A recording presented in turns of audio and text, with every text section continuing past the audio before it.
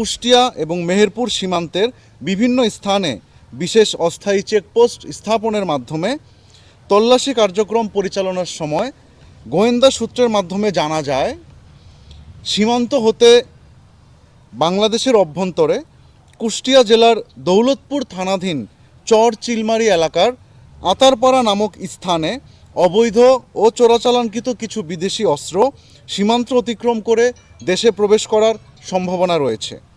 পরবর্তীতে কৌশলগত পরিকল্পনা অবলম্বন করে আতারপাড়া মাঠ নামক স্থানে অভিযান পরিচালনা করে মাটির নিচে পুঁতে থাকা অবস্থায় কালো কাগজ দিয়ে মোড়ানো 2টি বিদেশি পিস্তল, 4টি ম্যাগাজিন এবং 8 রাউন্ড গুলি জব্দ করা হয়।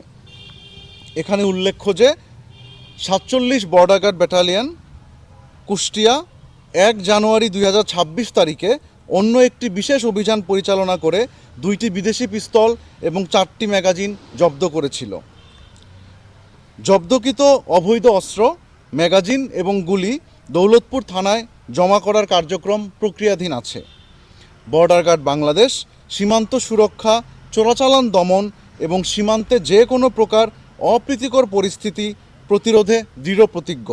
এ লক্ষ্যে কৌশলগত পরিকল্পনার মাধ্যমে প্রয়োজনীয় প্রতিরোধমূলক ব্যবস্থা গ্রহণ করা হয়েছে এবং ভবিষ্যতেও এই ধরনের অভিযান অব্যাহত থাকবে। আসামি পালিয়ে যাওয়ার ঘটনাটা ঘটে নাই। সীমান্ত এলাকা দিয়ে অবৈধভাবে অস্ত্র চোরাচালানের মেকানিজমটা একটু ভিন্ন।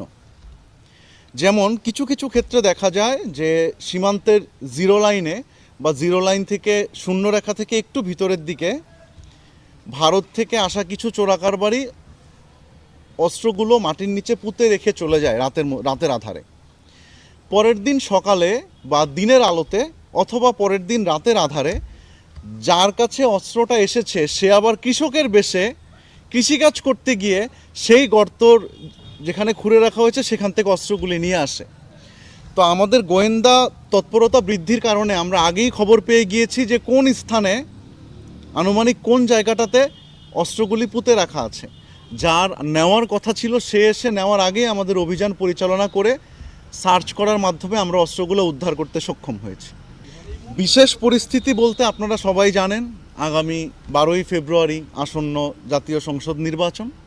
এটাকে সামনে রেখে কিছু গ্রুপ আছে যারা চেষ্টা করবে এখানে কিছু অনাকাঙ্ক্ষিত ঘটনা ঘটানোর জন্য, নির্বাচনটাকে ডিস্টার্ব করার জন্য। এই পরিস্থিতিকে সামনে রেখেই বেসিক্যালি আমরা এই অস্ত্র উদ্ধারের অভিযানগুলোতে বিশেষ গুরুত্ব দিচ্ছি। আমরা অবৈধ অনুপ্রবেশের ব্যাপারে সবসময় সতর্ক আছি এবং আপনারা জানেন কিছুদিন আগেও এরকম অবৈধ অনুপ্রবেশের চেষ্টা করা হয়েছিল। কুষ্টিয়া 47 বিজিবি ব্যাটালিয়ন সেটা প্রতিরোধ করেছে। সেদিকেও আমাদের বিশেষ নজর আছে। বিশেষ করে সীমান্তবর্তী যে উপজেলা দুটি আছে আমার ব্যাটালিয়নের দায়িত্বাধীন, দৌলতপুর কুষ্টিয়া এবং মেহেরপুরের গাংনী, এই দুইটো জায়গায় অবৈধ অনুপ্রবেশ, অবৈধ অস্ত্র প্রবেশ থেকে শুরু করে অন্য যে কোনো কিছুকে প্রতিহত করার জন্য আমরা বিশেষ কার্যক্রম চালাচ্ছি এবং এটা আমরা অব্যাহত রাখব। যারা চোরাকারবারি আছে এবং মাদক চোরাচালানের সাথে সম্পৃক্ত তাদের জন্য বিজিবির পক্ষ থেকে বার্তা একটাই, জিরো টলারেন্স।